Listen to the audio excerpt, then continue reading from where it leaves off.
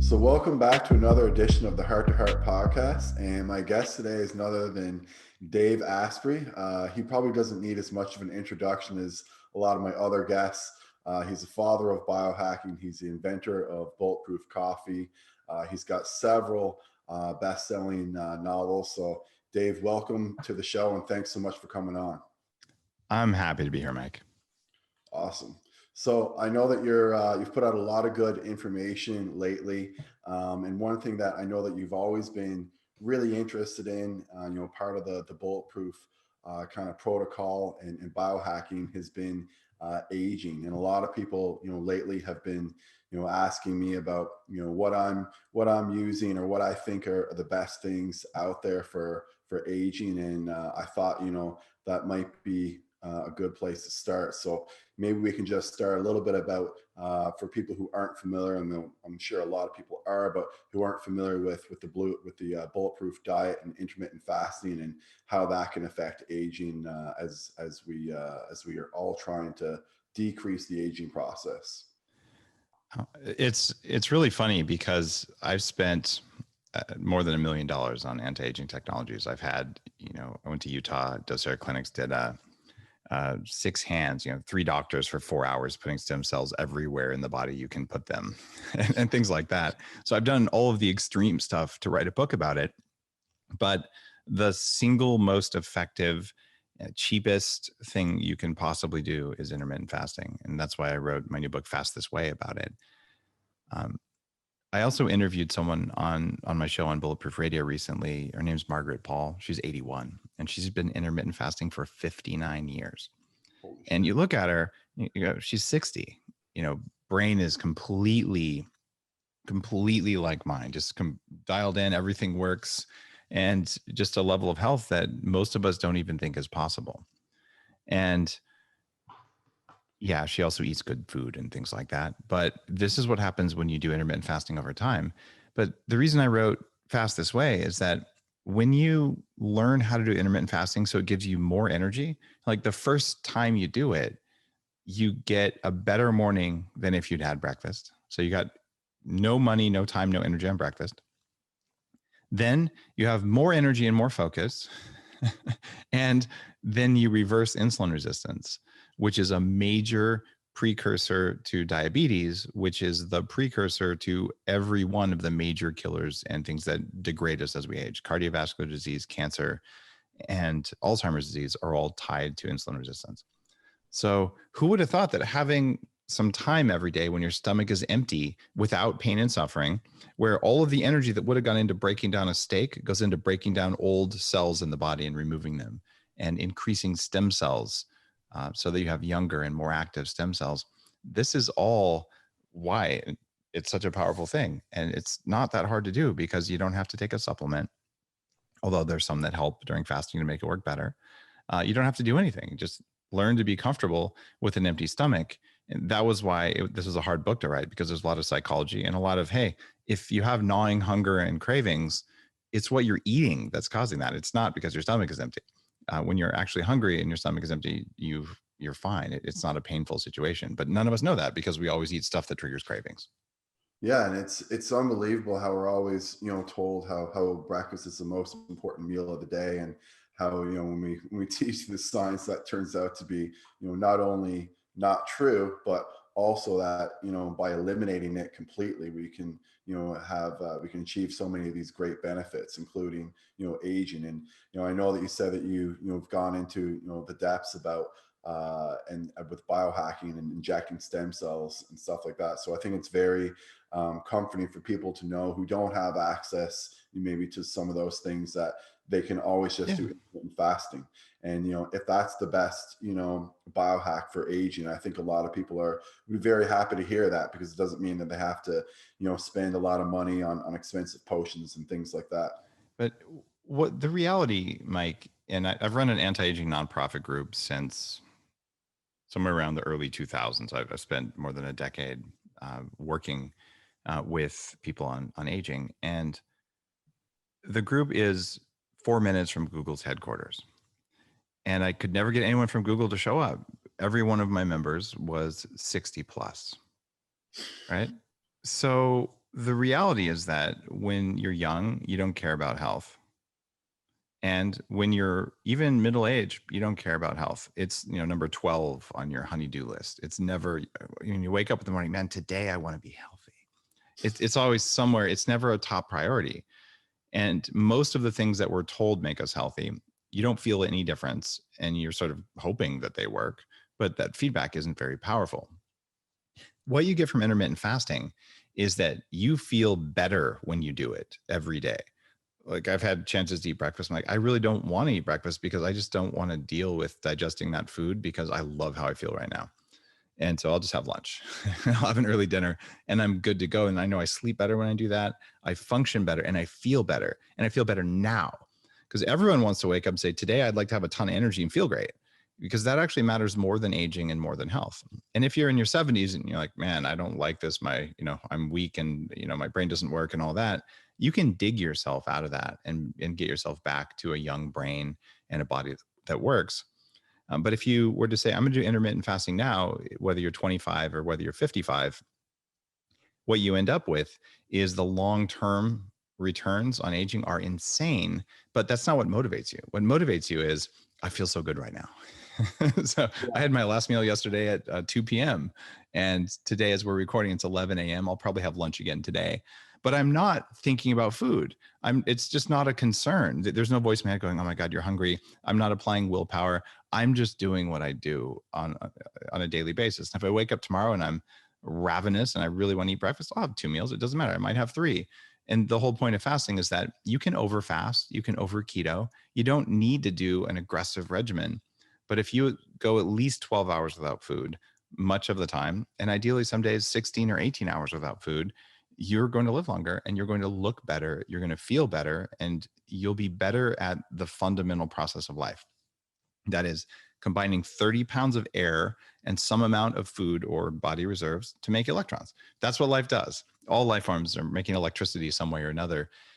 As we age, we get weaker and weaker at doing that. Imagine a Las Vegas billboard sign, the old kind with screw-in light bulbs. Well, some of the bulbs get dim, right? And maybe 1 or 2 of them go out. If you have food in your stomach most of the time, except when you're asleep, there's never a maintenance crew to go in and replace the dim bulbs with full power ones.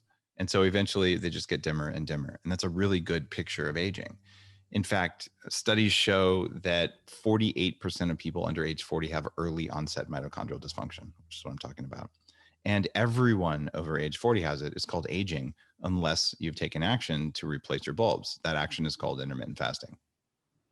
That's unbelievable. And I'm happy that you mentioned too the time frame. So you said like 12 hours, but preferably 16 to 18. So I know this comes up a lot. People want to know like what is the exact number that I have to do. Like I've always felt that like 16 was a good number because it's a good solid fast, but there's also a solid 8 hours where you can eat, 1 to maybe 2 or 3 meals in there. Like for myself, I mean, generally speaking, I have some eggs earlier in the day. So I'll break the fast, maybe around 1 or 2 p.m., something like that. And then after I work out, I have a shake, and then I have my big kind of giant meal. And then that's more or less it. So that's kind of worked out for me. But for most people who are listening, like, I think they want to know the exact number. And would you say to try to aim for, say, 16 hours, like, 5 days a week, maybe give people a break on the weekends, 12 hours, something like that? I do think that it's very wise to at least 1 day a week not intermittent fast. Okay. It doesn't mean you need to eat, in the 16 hours, eat all day long, but have a shorter fast, have 2 or 3 meals and space them out. So eat between, 10 a.m. and 5 p.m. or something. That makes a lot of sense because if you do the same thing every day, the body gets used to it. Right? And then you actually lose some of the metabolic flexibility that you want to get from fasting. So in Fast This Way, I talk about this. The studies show that in women, like middle-aged women, which is one of the harder groups to work with because you have all sorts of hormone fluctuations, even a 12 to 16-hour fast, 3 days a week, Monday, Wednesday, Friday, has massive benefits. And it is, I would say, almost unethical to say the ideal fasting window is 16 hours because It completely depends on your metabolism, your age, and your stress levels.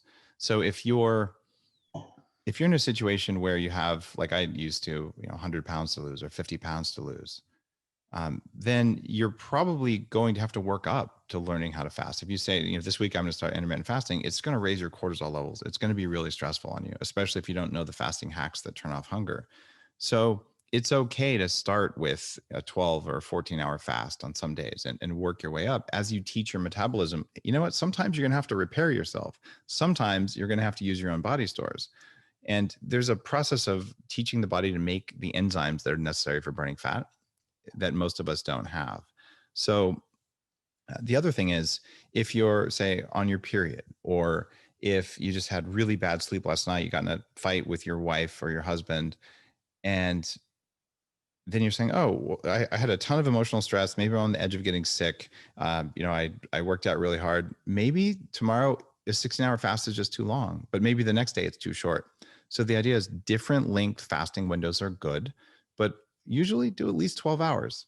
And quite often people will find after they've done this for a month or two and say, you know what? I was going to have lunch or dinner today, but I'm really not that hungry. So I'm just not going to. And all of a sudden they wake up the next morning and they say, look, I just did a 36-hour fast, but it didn't cost me anything. And this is the reason. It sounds crazy if someone's never fasted before.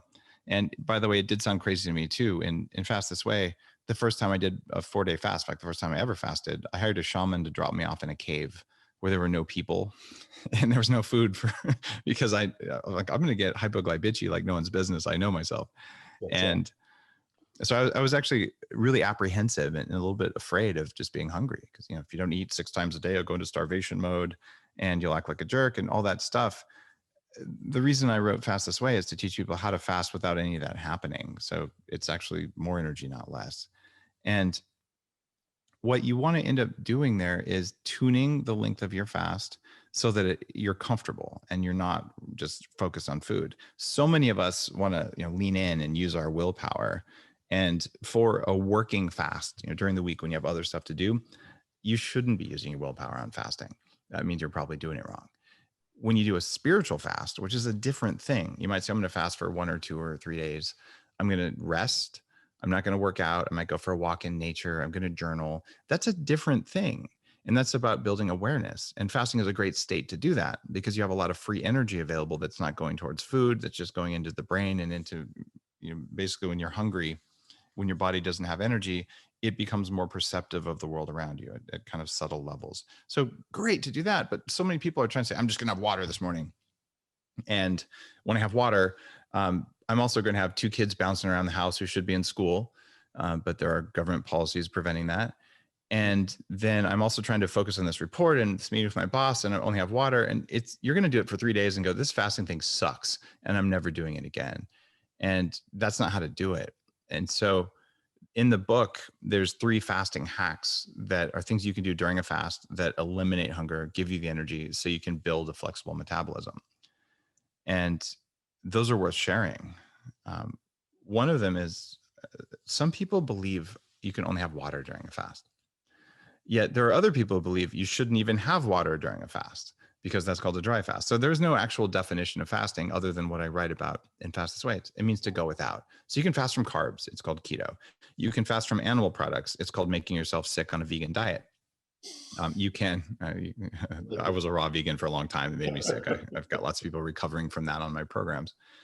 And you can also fast from alcohol. You can fast from porn. You can fast from social media. So it basically means if there's something that you feel like you need, that you don't need, then you fast from it for a little while to show your biology, A, that you're in charge, and B, that you don't need it as much as you do. And it lowers your stress levels about it. So when you start your fast, a cup of black coffee is amazing because coffee doubles ketone production. In just the caffeine in it does that, according to studies out of UC San Diego. And if you can get your ketones up a little bit during a fast, ketones are anti-inflammatory and they suppress hunger by changing 2 different hunger hormones. And so that's sort of the weakest of the 3 hacks to make a fast way more palatable. The second hack is Bulletproof Coffee. I'm not trying to sell more Bulletproof Coffee. The company's doing very well. Thank you very much. But I have been doing intermittent fasting with people on the Bulletproof program for 10 years now. They've lost more than 1 million pounds. There's 16 languages of this book. It has created a global movement around intermittent fasting. And during the fast, you can do Bulletproof Coffee, which is mold-free coffee beans. And it's important because mold in food will cause cravings.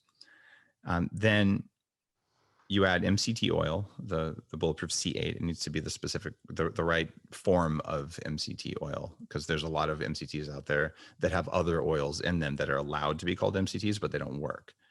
And then a little bit of grass-fed butter. And there's now research at the University of Washington supporting it. I knew it worked because everyone could feel it, but we understand now that even a teaspoon of this in your coffee, when you blend it in, changes the structure of the water in the coffee so that you can immediately use that water inside cells instead of having to process it in the body to get it into cells.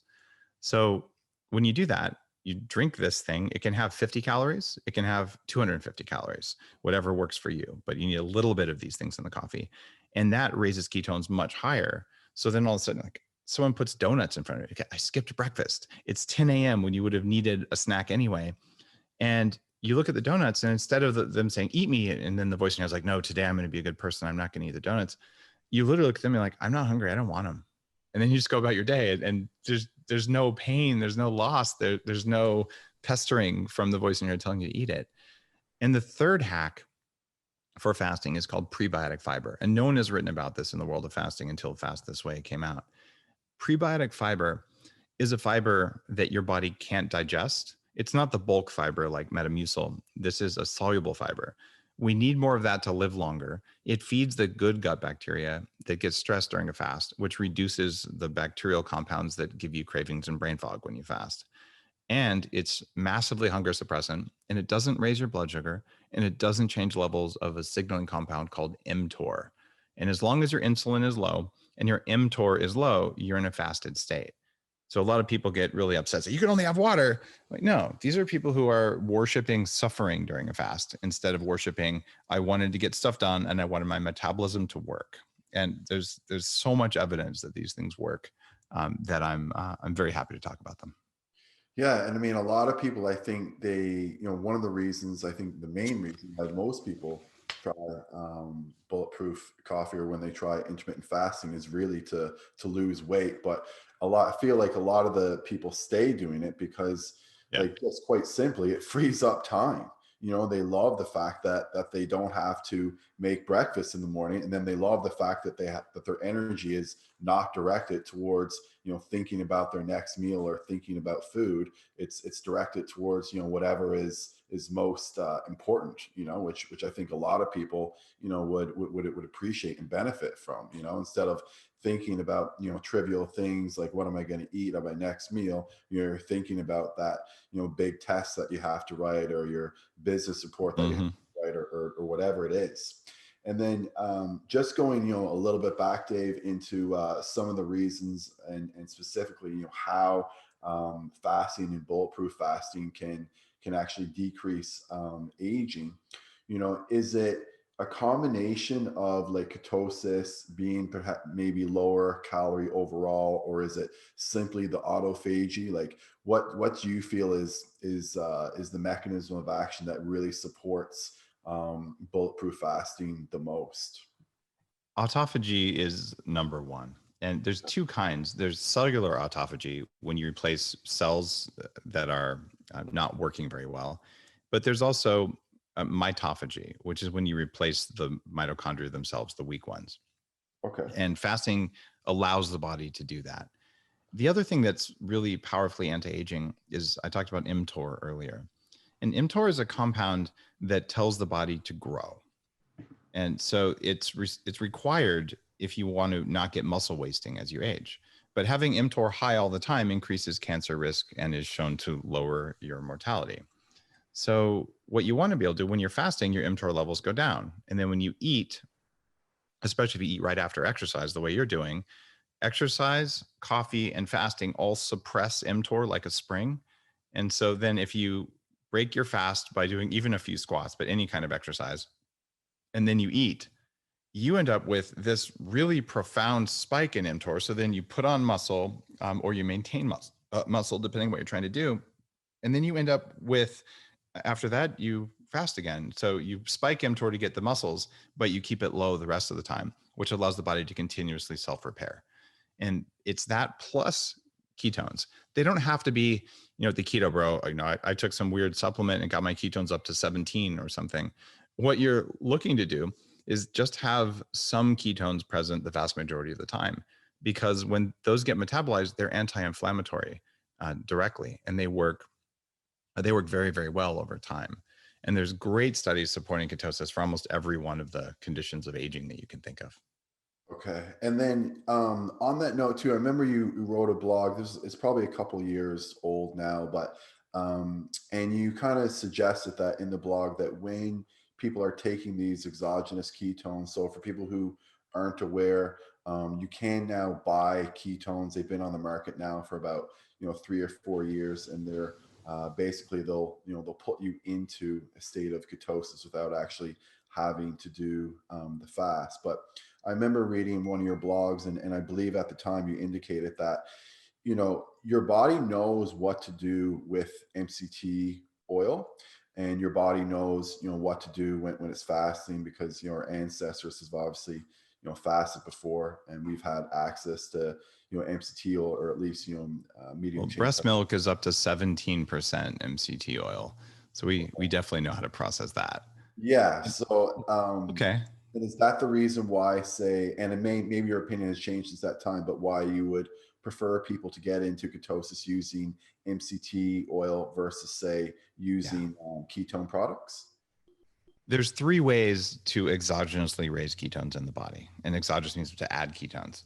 The most natural and the longest lived one is MCT oil. So MCT oil enters the body. It doesn't get processed in the liver, at least the kind of MCT that I use. There's the most common and cheapest MCT oil to produce doesn't do this, but the good MCT does this. It doesn't get processed by the liver. It can't get stored as fat, and it gets burned because it converts in one step into ketones. And so this is what I've been using for a while, and there's tons of research about it. Then about 7-8 years ago, I actually synthesized something called a ketone ester in our lab. And ketone esters are promising because, well, they can get ketone levels higher, and there's something called an ester group stuck to them. The problem is that it puts a load on the liver. So now the liver has to deesterify them. And now you've got your ketone levels higher, but I'm not certain that you need super high ketone levels. If your ketone levels are high, it's because your cells aren't metabolizing them. So people who are good at burning fat don't have high ketones. It's sort of like saying, dude, I got my blood sugar up to 200. Now I'm a rock star. Like, that would be a bad idea. But that's a diabetic. But if you have a super high ketone level that you're not metabolizing, which is why it's high, are you a ketobetic? I don't really know, but I'm not sure that we want to artificially raise them to that level all the time. So you can do this with the esters, but it creates a load on the liver. I was very close to launching a bulletproof keto salt. These are called BHB salts. And I'm close as in I've already done all the laboratory work, all the flavoring work, and all the packaging work. So we're just about ready to ship, but I haven't ordered the manufacturing run yet. And I interviewed Dr. Veach, who is a guy who studied ketones for 40 years. He studied with Hans Krebs, who discovered the Krebs cycle. And he said, Dave, I am 100% sure from my laboratory results that ketone salts cause long-term harm to mitochondria. I also know that the amount of minerals that are in those, the salts that are in them, put a heavy load on the kidneys. So now we have a situation where you want to raise your ketones. You can do it all by yourself with fasting. You can use MCT oil, which works through known pathways and doesn't create any of those stresses. You can tweak the kidneys with salts that may or may not cause mitochondrial harm. I was the last guy to interview Dr. Veach. He was in his 80s and he passed. But in that interview, he talked about it. Or you could do esters that put a load on the liver. I'm like, why would you do either of those when you, just by skipping breakfast and having a little MCT, you get your ketones high enough to turn off hunger hormones and get metabolic benefits? This is why, I probably would have made a lot of money if I wanted to sell salts, but I didn't think it was the right thing to do for my customers. And I don't take salts and I don't take esters. Interesting. Yeah, a lot. I think that that's a question that a lot of people, I think, wanted me to ask you during this. People get mad. Like, Dave, you sell MCT oil. I'm like, come on, guys. You think that I don't have the business prowess and the scale to make salts tomorrow? Of course I do. I didn't do that. I passed up tens of millions of dollars of possible revenue because I don't think it would serve people. And I'm like, okay, maybe I'm wrong, but I don't think I am. I have a pretty good track record. No, I don't think you are either. And I really like the, just it makes sense, the basic philosophy of, our body knows what to do with MCT oil, and our body doesn't really know what to do with ketones. So I think that, makes things, a lot easier for people just to understand, why it might be better to go the Yeah. MCT route versus go the keto route. The other thing to understand about MCTs, there's actually 4 different kinds of oil that are allowed to be called MCTs. And I identified really early on that one of those 4 made you feel way different than the others. It's called C8. It's the Bulletproof Brain Octane. And about 5 years after I launched that, it also had less of the gastric distress that normal MCT oil is famous for. So we eliminated that problem for the most part. Then research came out of UC San Diego that showed that the specific type of MCT that I use raises ketones 4 times more than coconut oil or the cheap MCT. So I don't like it that you can legally say, oh, it's MCT, but it can have Mhm. the most abundant MCT. In fact, the most common one is called lauric acid. It's so cheap that they actually use it for fracking. So they need to pump something into the ground because Wow. there's so much of it floating around. But you can literally you make a bottle of that stuff, says MCT on the label, and you can sell it in a store. But it goes into the liver and it's processed like any other long chain fat. So, you got to be a little bit careful with the MCTs that you're playing around with in order to get the maximum ketones you can get from them. Yeah, I think a lot of people, still some days feel that, coconut oil is like MCT No, powder, like that's just coconut oil marketing. and it's Here's the deal. In studies, coconut oil raises ketones as much as sleeping for 8 hours. It's nominal. yeah, Coconut oil is 5% brain octane oil. So you're basically drinking the 1%, near beer, or you're drinking Everclear. It's that yeah. big of a difference. Okay. Yeah, that's a massive difference. And then just get into some of the other anti-aging questions that I know some people have. I know that NMN is something that Dr. David Sinclair kind of popularized on Joe Rogan before. I think Dr. Rhonda Patrick has talked about it a little bit before too. Do you have any thoughts on that particular product, or do you Yeah, feel that? I was on Joe Rogan before both those guys. I was on there 3 times, and I've been using NR, which is what David Sinclair is probably best known for, which is nicotinamide riboside for a very long time. And I use NMN as well. Okay. Those are both precursors. I also do intravenous NAD, which is the compound you're trying to do. My book called Superhuman, I went into a lot of detail about NAD and why it's really important. If you think about that idea that, oh, you have some dim bulbs in Las Vegas and you need to replace the dim bulbs, that's autophagy. But what NAD, which is created by NMN or NR, what it does is it's basically the wiring behind the bulbs. And if you can get a lot of current to a bulb, it'll burn more brightly. It'll be able to transport electrons around the body more effectively. As we age, we lose about 90% of our NAD capacity unless you manage it. So that's part of my anti-aging regimen. Amazing. Yeah, I'm happy to hear you say that because I actually just launched a business here in Ontario called Ageless Infusions, and one of the infusions that we have is with NAD. So we are going to be doing I NAD. highly recommend that. It's pretty intense to get it. I've had 20 NAD infusions, and this is one of those things that they should be doing at every doctor's office. It reduces like all of the chronic diseases of aging. It works even for drug and alcohol addiction. It's a very powerful energetic upgrade, and people usually see big improvements in sleep from NAD infusions. That's amazing. Yeah, because a lot of people, are struggling with sleep these days, especially during COVID, but even pre-COVID, a lot of people were.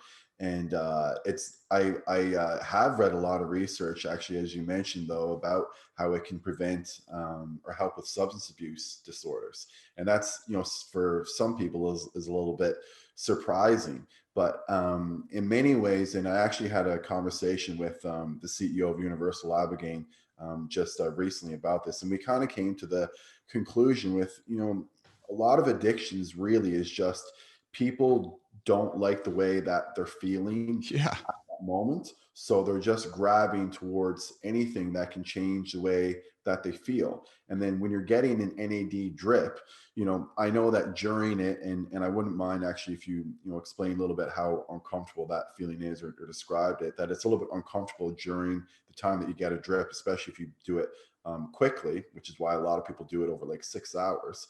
I do it But in 45 minutes. but afterwards, you're supposed to feel amazing. So, if you feel great, why would you want to, grab the extra drink, or why would you want to, Yeah. do what it It, is? if Because you have pain, whether it's emotional or physical, low energy is a state of pain for people. So if your cells can't make enough energy, you're constantly tired, and it actually creates a physiological stress, and you're going to try to treat it. And you'll treat it by eating all the muffins, which is like, oh, I don't have enough energy. I need more energy. Okay. This is one of the reasons that when you're heavy, you have lower energy. So you want to eat more, which just makes you heavier. It's a terrible thing to do. That's why fasting is so important. And you'll try to treat it with anything else. With alcohol, in addition to what it does to GABA, alcohol also gets burned before ketones and before glucose. So it's a little bit of an energy pop. So sometimes that's involved. But when you get enough energy that's in the brain, in the cells, the body can repair itself, but also you have enough energy to practice willpower, right? But if you're low energy, your willpower comes from those same mitochondria, the same electrons. And I've got studies backing that up. So yeah, it's fascinating. You make your mitochondria work, you don't age as quickly, you have more energy, you feel better, you don't get fat, you don't get diabetes, your brain works better, you're better in the bedroom, like everything is better. And it all comes down to how good are you at taking air and food and making energy. That's what it is. yeah. Well, I know that you don't have much time left here, Dave. So thank you so much again for coming on. I really do appreciate it. And for everyone listening, I've met Dave in person before. He actually, when I was in British Columbia, he actually drove about 45 minutes one day just to come and meet me. So very down to earth and humble guy. And thank you so much for coming on, Dave.